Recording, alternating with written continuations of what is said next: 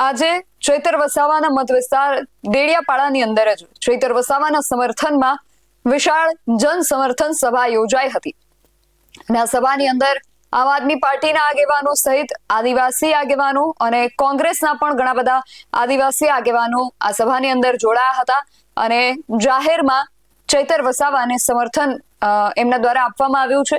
સાથે જ આમ આદમી પાર્ટીના યુવા નેતા બ્રિજરાજ સોલંકીએ જાહેરાત કરી છે કે આદિવાસી સમાજની સાથે હવે કોળી સમાજ પણ એમના સમર્થનમાં ઊભો છે। વધુમાં બ્રિજરાજ સોલંકી દ્વારા શું કહેવામાં આવ્યું છે બધી જ વિગતે વાત કરીએ આ અહેવાલમાં। જય હિન્દ BSI TV ન્યૂઝ પર આપની સાથે હું છું નિધિ ગઢવી। આજે દેડિયાપાડાની અંદર ચૈતર વસાવાના સમર્થનમાં વિશાળ જન સમર્થન સભાનું આયોજન કરવામાં આવ્યું હતું। આ સમર્થન સભાની અંદર ચૈતર વસાવાના સમર્થકો અને આમ આદમી પાર્ટીના કાર્યકર્તાઓ અને નેતાઓની સાથે આદિવાસી સમાજના અન્ય રાજકીય અગ્રણીઓ અને એમાં ખાસ કરીને કોંગ્રેસના ઘણા બધા નેતાઓ પણ હાજર રહ્યા હતા અને આમ આદમી પાર્ટીના યુવા નેતા બ્રિજરાજ સોલંકીએ એવું પણ કહ્યું છે કે આદિવાસી સમાજની આ લડાઈમાં હવે કોળી સમાજ પણ એમના સમર્થનમાં છે। બ્રિજરાજ સોલંકીએ ચૈતર વસાવાને સિંહ સાથે પણ સરખાવ્યા હતા। વધુમાં બ્રિજરાજ સોલંકીએ શું કહ્યું એમને જ સાંભળીએ। બ્રિજરાજ સોલંકીભાઈ પણ પધાર્યા છે।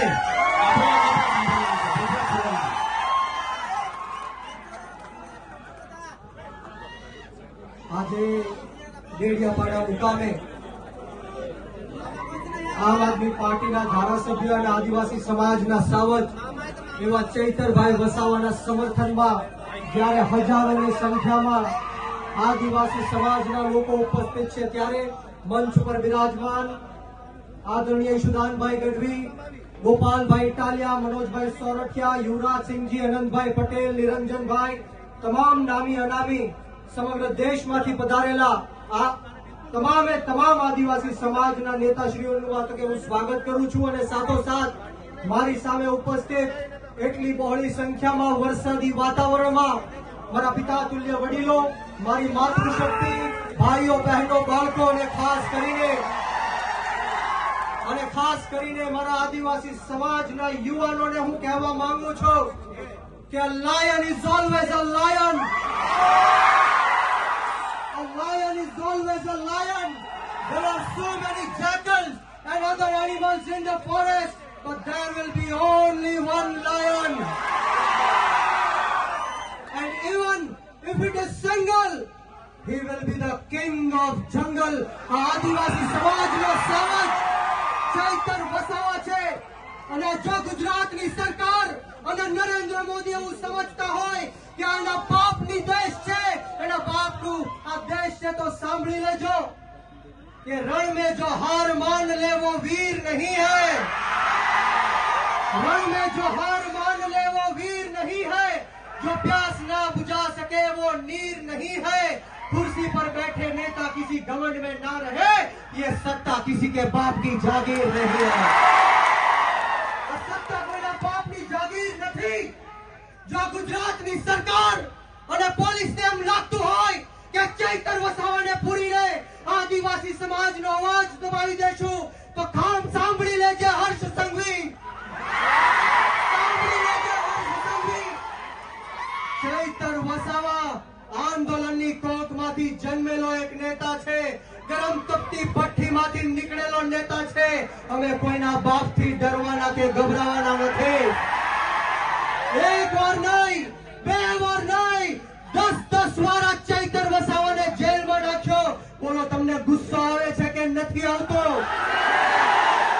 તો આજે હોંકાર અને આજે અવાજ એવો કાઢવાનો છે કે આ ગાંધીનગર નહીં પરંતુ દિલ્હીમાં જ્યાં નરેન્દ્ર મોદી શાસન કરી રહ્યો છે એના કાનના પડદા ફાટી જવા જોઈએ। બંને હાથ ઉપર કરે, બંને હાથ ઉપર કરે, મુઠ્ઠી વાળી અને તાકાતથી બોલવાનું છે।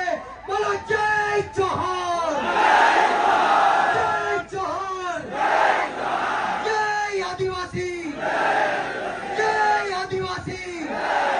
ચૈતરભાઈ સંઘર્ષ કરો, हम तुम्हारे साथ हैं। ચૈતરભાઈ સંઘર્ષ કરો, हम तुम्हारे साथ हैं। આપણે સૌએ ચૈતરભાઈ માટે લડવું છે કે નથી લડવું? ક્રાંતિ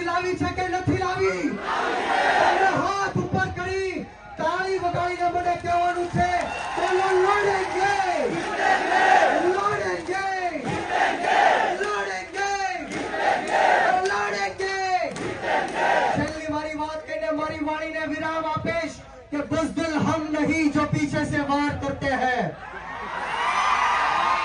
बुज़दिल हम नहीं जो पीछे से वार करते हैं, अरे हम तो वो आदिवासी है जो शेर को भी जगा के शिकार करते हैं.